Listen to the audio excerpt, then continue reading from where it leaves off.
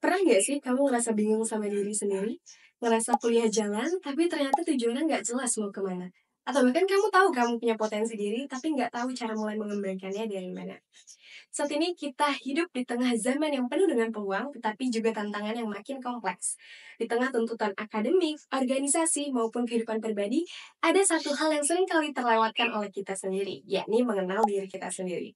Saya Kartika Zara Ardila, dan kali ini saya akan membawakan topik mengenai self-awareness to unlock your potential. How do I grow? Pertanyaan besar yang kali ini akan menjadi benang merah kita dalam pembahasan kita kali ini. Bagaimana saya bisa berkembang? Saya berikan salah satu contoh dari saya, di mana di pertama ini adalah foto saya saat menjadi mahasiswa baru di angkatan 2022 Teknik Industri. Dan selanjutnya, di tahun kedua perkuliahan, saya mengikuti berbagai organisasi dan juga kegiatan pengembangan diri, di mana dari hasil tersebut saya mendapatkan banyak pengalaman, banyak relasi, dan juga sebagainya. Di foto ketiga ini adalah saya saat menjadi asisten laboratorium RSKE, yang dimana tentunya saya juga belajar banyak mengenai hal akademik khususnya di bidang ergonomi dan juga keselamatan usaha kerja. Dan yang terakhir adalah waktu saya kemarin mengikuti proyek dari Pertamina dan juga yang berkolaborasi dengan laboratorium RSKE. Yang menjadi highlight saya kali ini adalah pertumbuhan ataupun pengembangan diri bukan cuma soal nilai akademik, tapi bagaimana nanti diri kita bisa berkembang, bisa menyikapi hal-hal yang ada di depan kita, dan lain sebagainya. Saat ini kita akan membahas teori klasik yang sering kali dibicarakan oleh orang-orang mengenai mengapa kita harus mengenal diri kita sendiri. Seorang ahli psikologi asal Amerika Serikat bernama Abraham Maslow menyusun hierarchy of need dari seorang manusia, di mana terdapat 5 tingkatan yang dibutuhkan oleh manusia dalam kehidupannya mereka. Dan dari kelima tingkatan tersebut, tingkatan yang paling bawah seperti kita ketahui dalam teori piramid, di mana tingkatan pertama harus terpenuhi untuk mencapai tingkatan-tingkatan selanjutnya. Kita akan bahas secara singkat mulai dari tingkatan pertama. Tingkatan pertama ini adalah physiological needs, di mana kita seorang manusia pasti membutuhkan kegiatan secara fisiologi, dimulai dari tidur, makan, dan lain sebagainya. Dan tingkatan yang kedua adalah safety, di mana kita sebagai manusia memerlukan rasa aman dari ancaman bahaya dan lain sebagainya. Dimulai dari kesehatan, mental, dan lain sebagainya juga. Kemudian kita lanjut ke tingkatan ketiga, yakni adalah love or belonging. Love or belonging ini bisa kita dapatkan dari orang terkasih maupun orang terdekat kita, entah itu keluarga, pasangan, teman-teman, dan lain sebagainya. Kemudian kita lanjut untuk tingkatan keempat, yakni adalah self-esteem. Di mana self-esteem merupakan penghargaan dari diri kita sendiri maupun dari orang lain. Segala sesuatunya, misal kita setelah melakukan sesuatu, kita perlu mengapresiasi diri kita sendiri seringkali. Oke, dan yang terakhir adalah self-actualization atau aktualisasi diri. Nah, ini yang akan menjadi core pembahasan kita, di mana kita sebagai manusia perlu mengenali diri kita sendiri agar nantinya kita tahu apa nih sebenarnya aktualisasi diri kita. Nah, dari penjelasan singkat tadi udah mulai kebayang belum nih apa itu self-awareness? Self-awareness merupakan kemampuan kita untuk mengenali diri kita sendiri, meregulasi emosi kita, mengetahui bagaimana kita bersikap, dan semuanya nantinya saling berkaitan. Ini bukan soal mencari bagaimana kekurangan dari diri kita sendiri, tapi mencari bagaimana peluang maupun ancaman dari diri kita sendiri dan nantinya kita tahu bagaimana cara mengembangkannya maupun cara menjaganya. Oke. Nah, kira-kira di sini ada beberapa kata kunci dari self-awareness, di antaranya adalah reflection. Di mana reflection ini mengacu pada refleksi diri kita sendiri ya, bagaimana kita mengetahui diri kita sendiri, selanjutnya kita dapat mengembangkan potensi yang ada di diri kita. Kemudian ada kata kunci knowledge. Knowledge sama di mana kita tahu tentang diri kita sendiri, kita punya pengetahuan, kita paham tentang diri kita sendiri. Kemudian ada understanding juga, kita paham mengenai diri kita sendiri, dan lain sebagainya ada di layar ini. Nah, yang akan kita bahas kali ini adalah kenapa self-awareness itu penting. Why is this crucial? Bayangkan seorang petani memiliki ladang yang luas, tapi dia nggak tahu apa yang dibutuhkan sama tanamannya. Otomatis tanamannya nggak akan tumbuh dan tanamannya juga akan mati. Begitu juga dengan diri kita. Kita nggak bisa mengembangkan apa yang nggak kita ketahui. Maka dari itu, mengenali diri kita sendiri pun penting dalam pengembangan diri kita. Self-awareness without action itu seperti sebuah mobil tanpa adanya mesin. Bayangkan ketika kamu punya mobil mewah, cantik, dan juga gemerlap.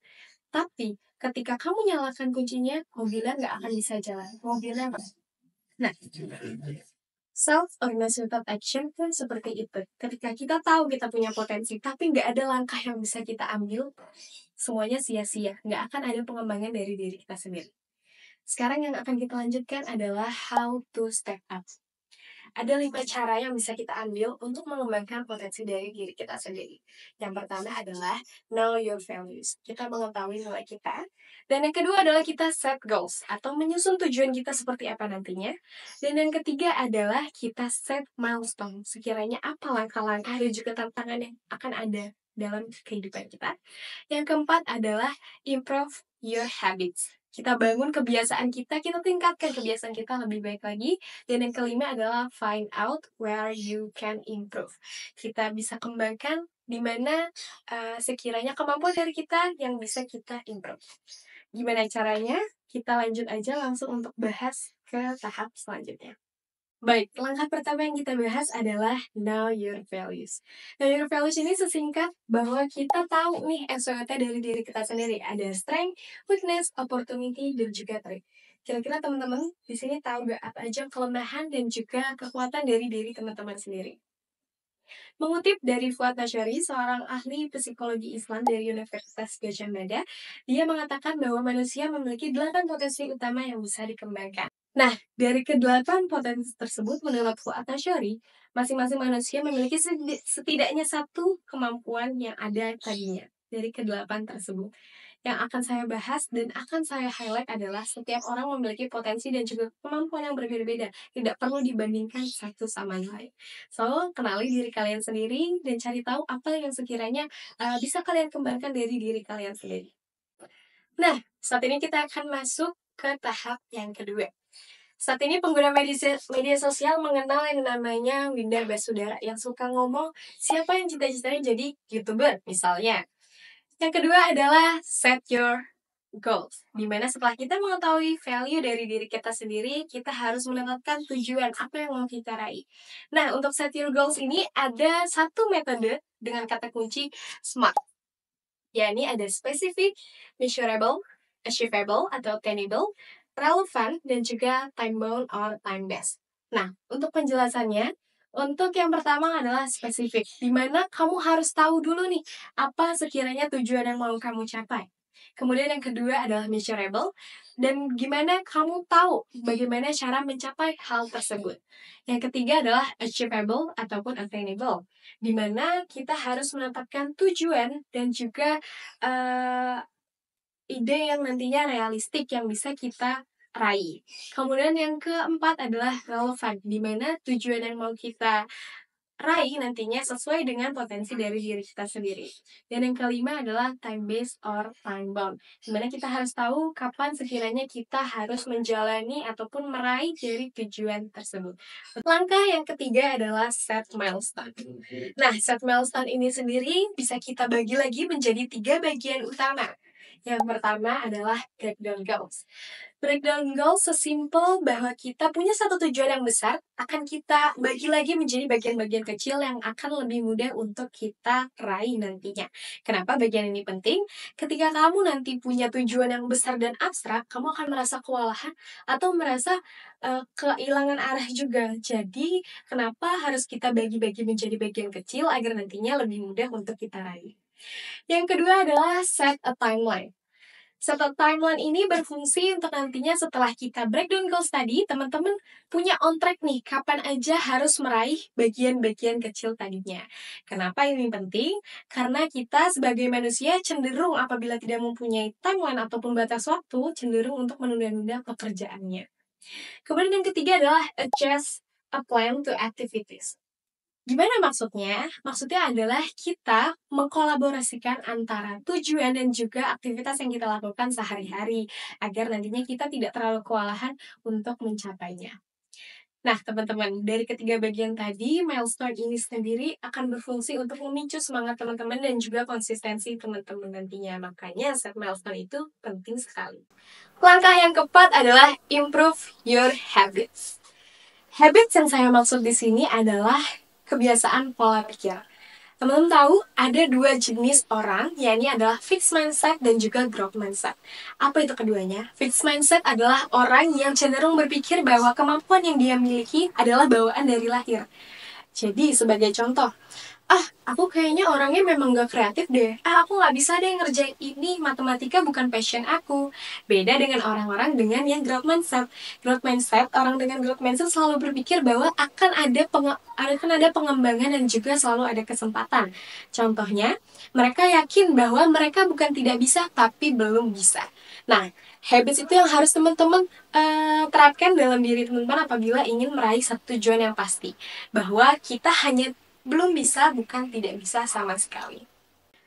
Nah, teman-teman, untuk langkah yang kelima sekaligus menjadi langkah penutup adalah find out where you can improve. Pernah dengar Pareto Rules 80/20? Dalam konteks pengembangan diri ataupun potensi diri, 80% hasil yang kita hasilkan berasal dari 20% faktor usaha yang kita lakukan. Gimana maksudnya? Maksudnya adalah dalam konteks find out where you can improve, kita tidak perlu untuk memperbaiki semua kesalahan yang kita lakukan. Cukup fokus ke dalam 20% aspek penting dalam diri kita untuk bisa kita kembangkan lagi. Nah, seperti itu teman-teman untuk kelima langkah dari pengembangan diri tadi. Semoga nantinya apa yang teman-teman dengarkan saat ini bisa teman-teman tangkap dan juga teman-teman implementasikan. Start today and never stop growing. Belajar itu menyenangkan bukan? Saya Kartika Zera Ardila, pamit undur diri. Terima kasih.